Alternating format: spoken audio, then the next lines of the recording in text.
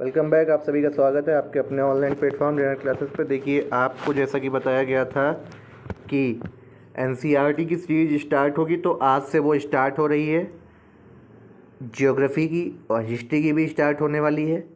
तो ये क्या है बेसिकली आपका, देखिए समझिए, यूपी पीसीएस का एग्ज़ाम है, आरओ एआरओ आने वाला है, हाई कोर्ट और यूपी ट्रिपल एससी और साथ ही साथ एसएससी।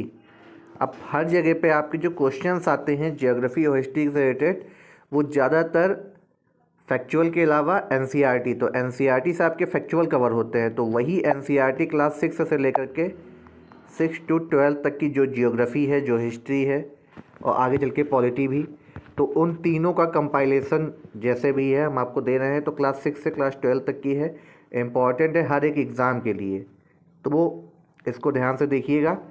एमसीक्यू फॉर्मेट पे इसलिए है क्योंकि बुक की समरी कराने से अच्छा हम आपको एमसीक्यू में ही थ्योरी बताएं, और इसकी क्लासेस अलग से चलेंगी जब ज्योग्राफी का हम आपको मैप के अकॉर्डिंग मैप से पढ़ाएंगे। जैसे कि आपको हिस्ट्री हमने पढ़ाई थी, मध्यकालीन भारतीय इतिहास, अब मॉडर्न इतिहास भी आपका चलने वाला आधुनिक भारत।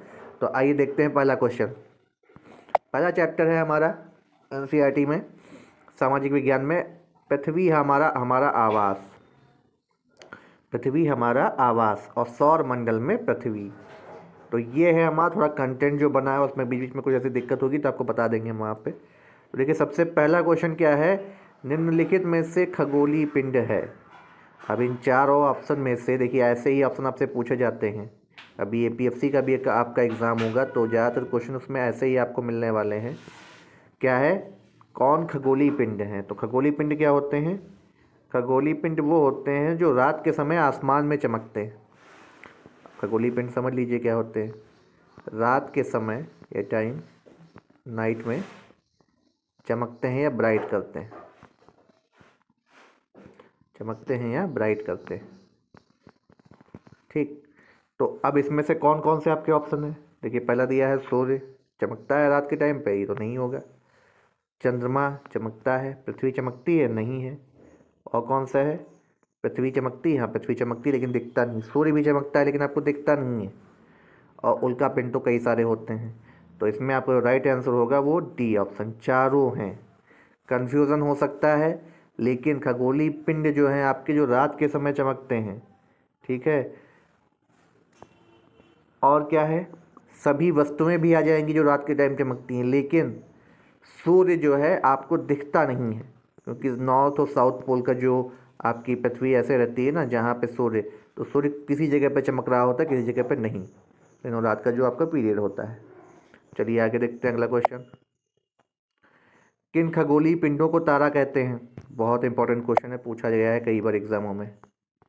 किन खगोलीय पिंडों को तारा कहते हैं। खगोलीय पिंड आपको क्लियर हो गए हैं, तो अब बताइए किन खगोलीय पिंडों को तारा कहते हैं। वे जो आकार में बहुत बड़े नहीं हों, जिनके पास अपनी ऊष्मा तथा प्रकाश होता है, जिनके पास अपनी ऊष्मा तथा प्रकाश नहीं होता। अब होता है नहीं होता, दो ऑप्शन मिल गए। चौथा है आपका जो अपने अक्ष में घूमते हुए दूसरे पिंडों की परिक्रमा करते हैं। तो इसमें से जो आपका राइट आंसर होगा वो क्या होगा। देखिए, तारा किन्हें कहते हैं, तारा उन्हें कहते हैं जिनमें गैस होती है, गैसियस फॉर्म होते हैं। तो कुछ ऐसे आपके पिंड होते हैं जो बड़े आकार के होते हैं, गर्म होते हैं, इनमें गैसेस होती हैं, इनमें लाइट होती है, इनमें एनर्जी होती है। तो ऐसे लोगों को जो है हम, देखिए किन खगोलीय पिंडों को तारा कहते हैं, हमने आपसे पूछा है। तो किन खगोलीय पिंडों को कहते हैं, आइए देखते हैं। देखिए, अब तारा हम उन्हें ही कहेंगे जिनमें गैस होती हैं, एनर्जी होगी, एनर्जी होगी और लाइट होगी। ये चारों चीज़ें जब होंगी तब हम उनको तारा कहते हैं। तो किसे कहेंगे, जिसके पास अपनी ऊष्मा तथा प्रकाश हो। यही एक ऑप्शन बेस्ट है। आकार में बहुत बड़े नहीं हो, ऐसा नहीं हो सकता, आकार में बड़े भी हो सकते हैं वो। तीसरा ऑप्शन क्यों नहीं होगा, प्रकाश नहीं होता, ये तो बिल्कुल गलत था। अपने अक्ष पे घूमते दूसरे पिंडों की परिक्रमा करते हैं, ऐसा सभी तारों के साथ नहीं होता है। तो ऑप्शन नंबर बी इसका राइट आंसर है। दूसरे का आंसर ऑप्शन नंबर बी है। तीसरा देखते हैं, तारों के विभिन्न समूहों के द्वारा बनाई गई विविध आकृतियाँ क्या कहलाती हैं। तारों के समूहों के द्वारा बनाई गई विविध आकृतियाँ क्या कहलाती हैं। तो क्या कहलाएंगी, आकाशगंगा कहलाएंगी, नहीं। सौरमंडल भी नहीं, नक्षत्र मंडल कहलाती हैं। नक्षत्र कई जगह पे आपको देखेंगे नक्षत्रशाला है, जैसे एक नेहरू जी के नाम पे बनी है नक्षत्रशाला। अगला, अंतरिक्ष से संबंधित अर्सा मेजर या बिग बियर का संबंध किससे है?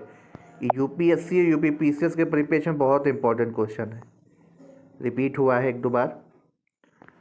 अर्सा मेजर या बिग बियर, तो अर्सा मेजर या बिग बियर क्या है? ये एक टाइप का नक्षत्र मंडल है, ये नक्षत्र मंडल है। अब इसमें क्या है, ये नक्षत्र मंडल है और इसको सप्तऋषि भी कहा जाता है, 7 तारों का समूह बिग बियर। और इसको पहचान भी आप सकते हैं, इस तरीके से इनकी होती है, 7 तो एक ही जगह पे इस तरीके से होते हैं। शायद नॉर्थ डायरेक्शन में ये होता है, जहाँ पे ध्रुव तारे से ही इसको पहचाना जाता है।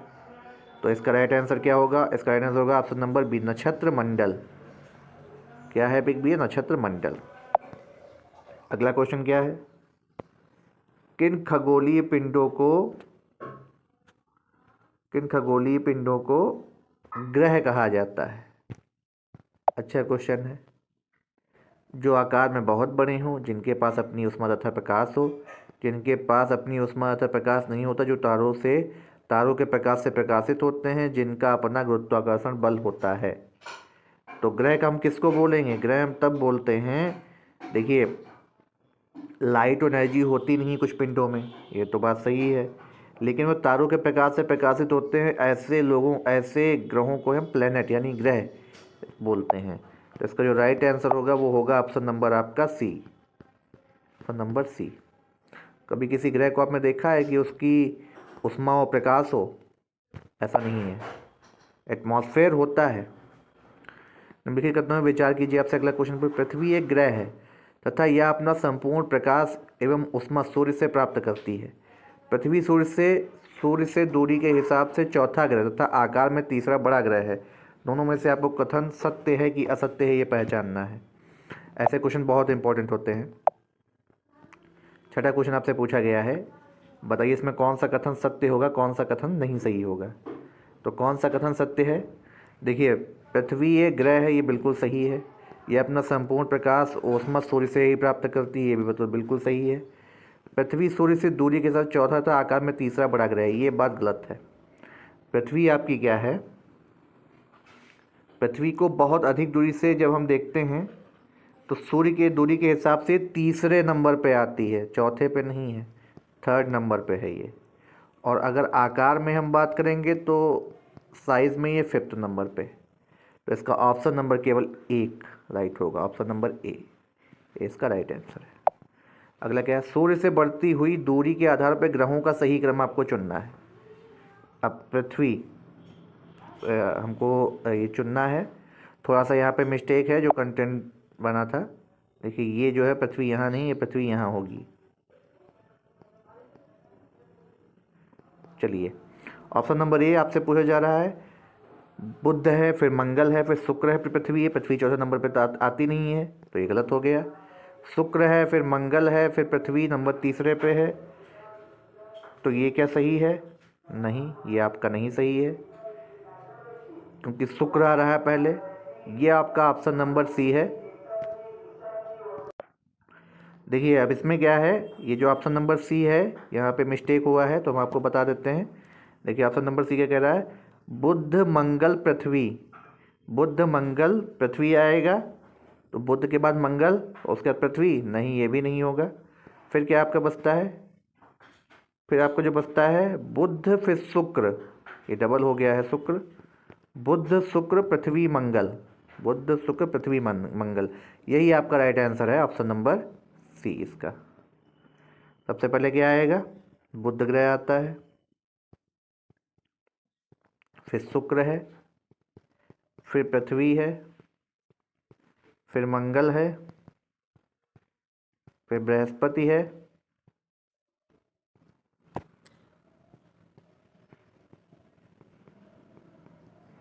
और फिर शनि है, फिर यूरेनस है। तो ये आप हमेशा भी याद रखिएगा कि सूर्य से बढ़ती दूरी पर आधार जो ग्रहों का सही क्रम है वो क्या है?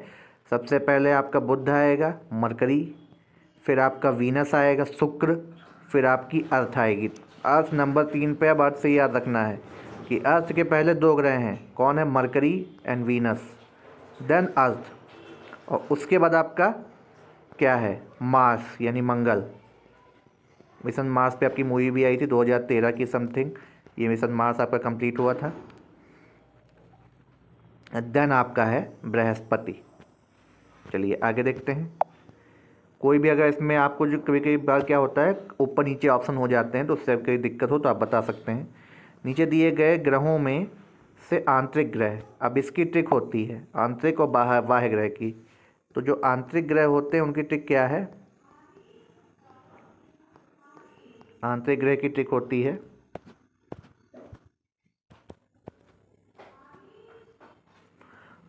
ट्रिक होती है आपकी एम वेम,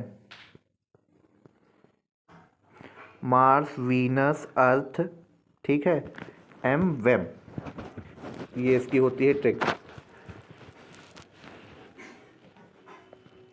मरकरी, वीनस, अर्थ, मार्स।